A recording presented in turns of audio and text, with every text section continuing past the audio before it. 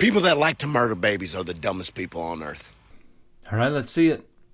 The fact that y'all are really too dumb to realize that Adam being formed as a fully grown man with breath breathed into him as life is different than a baby conceived in a womb. So this content creator is obviously woefully ignorant of over 2,000 years of discussion and debate regarding when life begins, when a fetus becomes a person, when ensoulment occurs, because they're rather blithely promoting an idea that only became popular within Christianity in the 19th century. Prior to that, all the way down to the creation of Christianity, the consensus view has been that the soul enters the body at the quickening, when the mother can begin to feel the fetus moving on its own within her womb.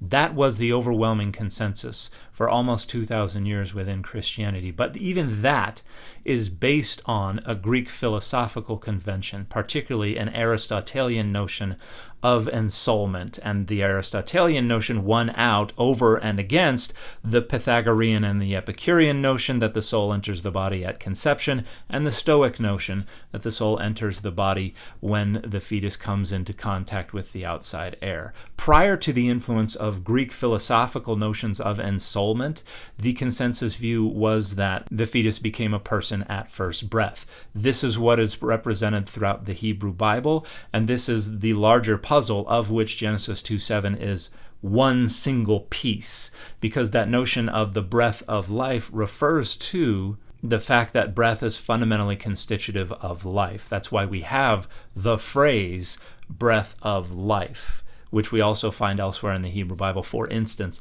the flood destroyed everything that had the breath of life in its mouth. And we can look at the words that are frequently translated life in the Hebrew Bible. Pretty much all English translations will render both ruach and nefesh as life in English in certain contexts. Both of those words mean breath. And even in Leviticus 17, people say, no, Leviticus 17 points out that life is in the blood. Well, not exactly. Leviticus 17 is only prohibiting the consumption of animal blood. And it says the life of flesh that you eat, is in the blood. And the word that is translated life there is nephesh, breath. The breath of flesh is in the blood for animals, and that's why you can't eat blood. When it talks about when a fetus becomes a person, that is always at birth. In fact, in Exodus 21, verses 22 through 25, we have legislation about what to do should two men who are fighting accidentally injure a pregnant woman, and there are two outcomes that are addressed. If it causes a miscarriage, the husband decides on a fine to impose, and then there is adjudication to ensure that it is not exorbitant. If the injury causes permanent harm to the woman or causes her death, then talionic justice is activated. It is eye for eye, tooth for tooth, life for life, which pretty explicitly shows that a fetus was not considered a full legal or moral person. It was considered property, and even more property than an enslaved person, because they had a socially standardized value of 30 shekels. Fetus did not have a socially standardized value. It was up to the husband to determine what that value was, because it was seen as property, not yet as a full legal or moral person. And this is why when we go to the rabbinic literature, what they standardize is the idea that a fetus is just water between conception and 40 days. Between 40 days and birth, it's just a part of the mother's thigh. Once they take first breath, or their head leaves the birth canal, or the majority of their body leaves the birth canal if they're born in breech, then they become a full legal and moral person.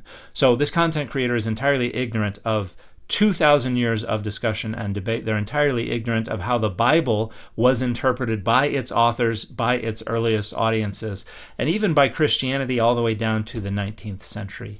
Why? Because they're just promoting an identity marker that they picked up when evangelical Christian became a social identity that was important to them. If y'all psychopaths want to murder babies, come up with a better reason than Adam in the Bible being created as a grown man.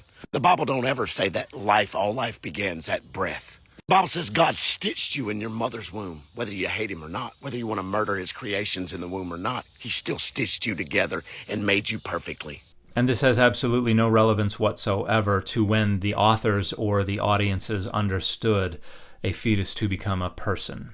I'll comb through the Bible to find reasons to murder the innocent. Once again, the consensus view within Christianity all the way down to the 19th century was that abortion was not considered murder until the quickening, when the mother could feel the fetus moving independently within her womb, because that was when the soul was thought to have entered the body, because they borrowed that notion of ensoulment from Aristotle. God knew you before you ever took a breath. So this sounds like an allusion to Jeremiah 1:5, which actually says that Jeremiah was known before he was even conceived. So this is also totally irrelevant to the question of when a fetus becomes a person. And what a disgusting, perverted heart you have. I'll always advocate for the unborn against murderous hearts and wicked claws like you have, and all your little followers and friends just like you. I can use ad hominems and make fun of my tattoos. Don't matter to me. When you stand for truth, ignorant people like you can't shake me.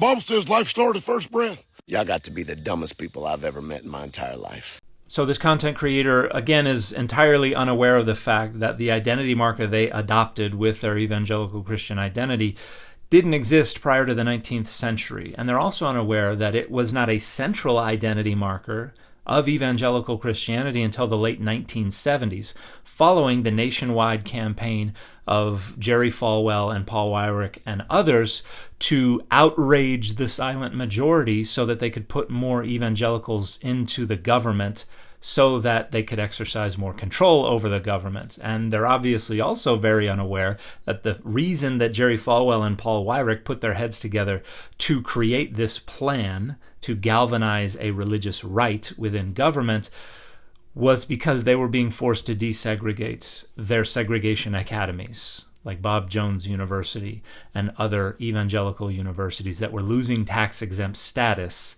because they didn't want to let in black students. And so they decided, we need to take control of government. We're going to do that by galvanizing voters. And they realized white supremacy was not the best rally cry. So they said, I got it.